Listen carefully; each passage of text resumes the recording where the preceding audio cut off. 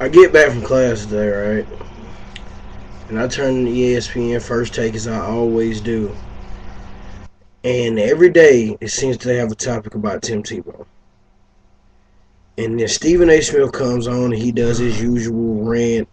He's basically, oh my God, blah, blah, blah. I can't believe y'all let Tim Tebow get a pass and all this rant. And then me and my brother yesterday, we have a discussion about Tim Tebow, as we always do on Sunday, and how he really dislikes Tebow. I don't care what he says. He hates Tebow. He will pick against him every week. And I got to thinking, like, I'm sick of it. I really am. I'm really tired of all the Tim Tebow talk. I really am. So I decided that me, being DKMR, Primetime with DKMR, the man DKMR, that I'm going to come on here today and I'm going to express my feelings on the whole Tim Tebow situation. I'm a big fan of Tim Tebow, been since I first seen him play. And you know what? I got to say I'm all for Tebow. Why not? He's 6-1 as a starter with the Denver Broncos this year, and altogether he is 8-2. He wins games. I don't care that the guy can't throw the ball. I don't care that you can't run a traditional offense with him. I don't care that he might never make a Pro Bowl or put up big stats, throw for over like 30 touchdowns and 3,000 yards. I don't care that he had a game where he was like 2 of 8. I don't care. Because at the end of the day, coaches get fired based on wins and losses.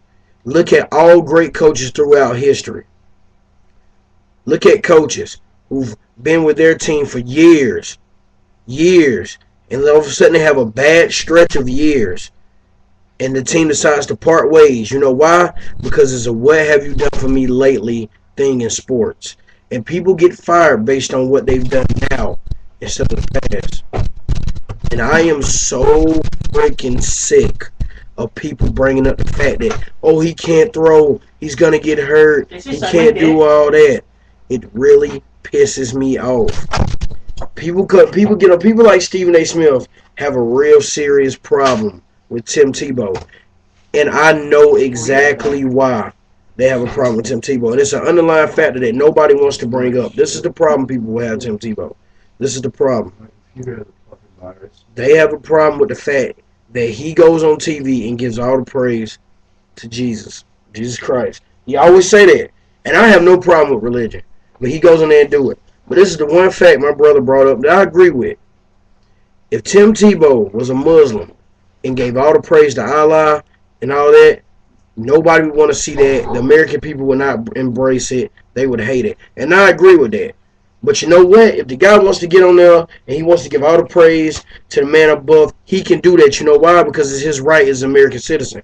It's his right. He can do it. He has that much faith in his beliefs, and you can like it or not, but at the end of the day, he can do that. So I'm not saying, because I really do believe if he was Muslim, people wouldn't embrace it as much, but he's not. That's the fact of the matter is. What people continue to forget is, I swear, like, people will overlook everything. This guy can go 1 for 15 in a game, but as long as he win the game, I would not care. I would not care. People say no other quarterback has been criticized as much as him and gotten opportunities that they do. You know why? Because all those quarterbacks, they might have got criticized just as bad as Tim Tebow did, or maybe not. But at the end of the day, they weren't winning games. Jen, can I ask you a question? What's up, man? One question. Would you want Tim Tebow starting for your team? Hell yeah, he's a winner. Thank you. That's all that matters. That's all that matters. All you people who don't want him, good, because you get fired. You'd get fired. People say, oh, they didn't do the same things with Cal Orton. Cal Orton had the same team Tim Tebow has had. They had Cal Orton last year. They had a losing record. Tim Tebow came in, started the last 3 games, went 2-1.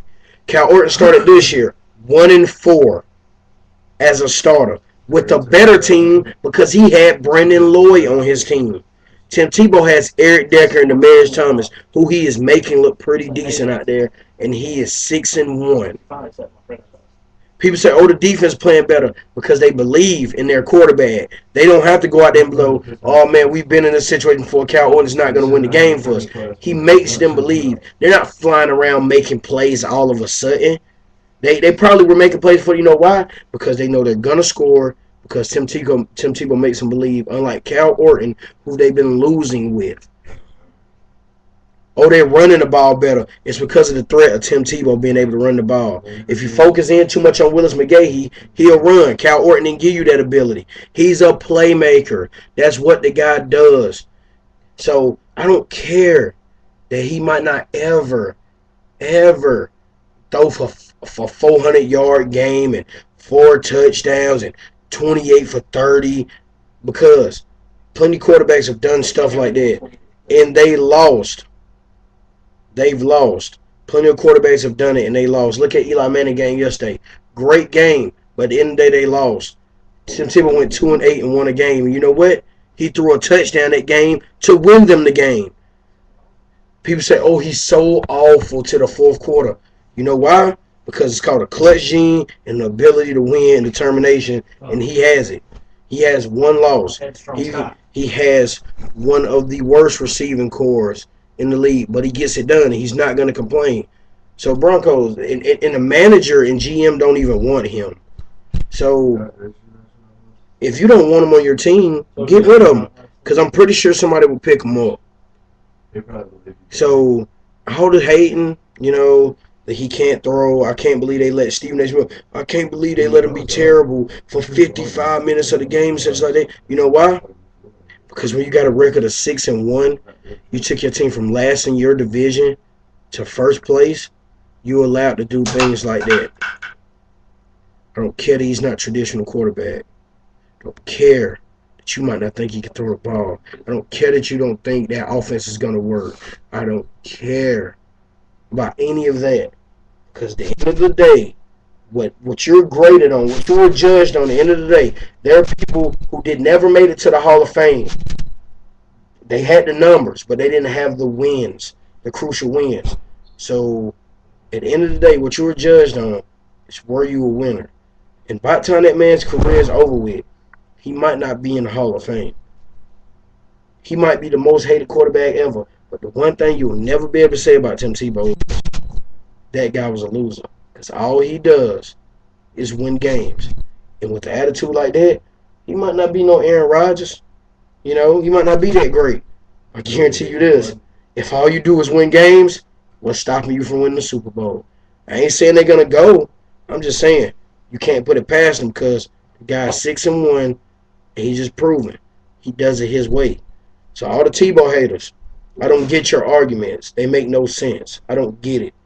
I don't get it. But for all the people that love Tebow, you see, you're unbiased. I'm not biased because I bought in, because I watched him first. The people that don't like Tim Tebow, I'm telling you right now, it's mostly because of his religion. That's all it has to do with. That's pretty much all it has to do with. You cannot tell me it's not, because he's proven to you otherwise that he can do things on that field that you choose not to watch. So this has been my rant about Tim Tebow, because I'm sick of it. You ain't got to jump on the bandwagon, but just make a legit excuse about why you don't like him, because clearly the guy can throw. So, Q if you don't like Tim Tebow. I'm out.